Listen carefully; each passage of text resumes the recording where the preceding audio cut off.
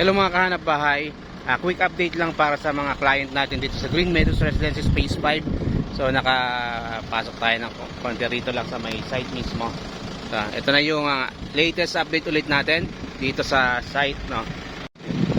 Nandito ako sa area kung saan ipupwesto yung mga tangerine. So ito yung mga area ng mga tangerine dito.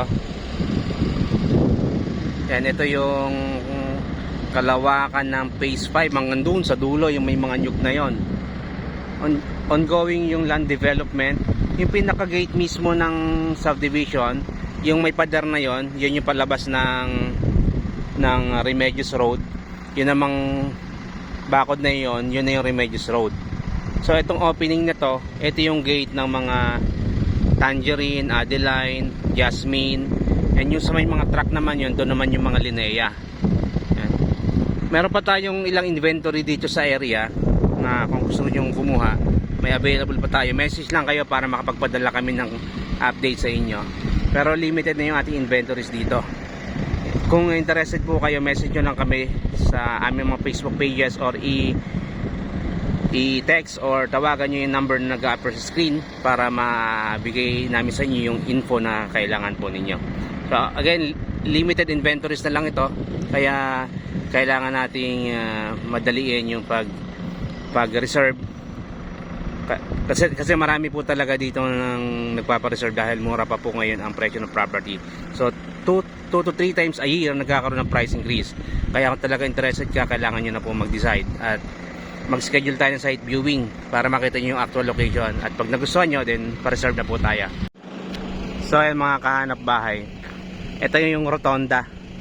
Yan yung main road, yung hindi pa sementado na yan. Yan yung pinaka main road. So ito na yung area ng mga Adeline, ay mga Tangerine. So ito na siya.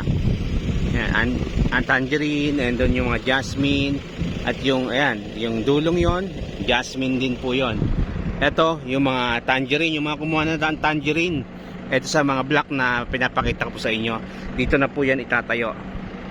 Kita nyo may yon, yung may sasakyan na yon, mga Tangerine po yan. Makikita nyo naman paligid na naka full perimeter fence yan hanggang doon sa dulo.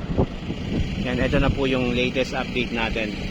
So congratulations sa mga nakakuha na ng unit dito. Napakaswerte po ninyo dahil mura nyo pa nakuha. Ngayon, ongoing na yung land development. Pataas na po ang magiging presyo dito.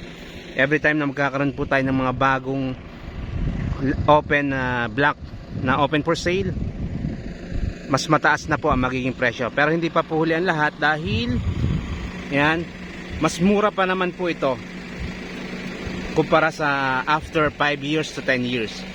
Ang laki pa po ng i-increase nito dahil ang development po natin ay nandito na. Kaya kung kayo talagang gusto magkaroon ng property, huwag na po kayo magpahuli. Yan, kumuha na po kayo dito, kontakin nyo na po kami. Yan, thank you so much for watching. I'm Victor Batis of Optimus Marketing Group, Corinthians Realty. So maraming salamat po sa pag-view ng ating video. Yan, kung may kailangan po kayong detalye, message lang po kayo para mabigyan namin kayo ng details. So yan, schedule na po namin yung tripping at mag-reserve na po tayo ng ating pangarap na bahay dito sa Green Meadows Residences sa San Jose, Batangas po. Ayun, so thank you so much, bye bye.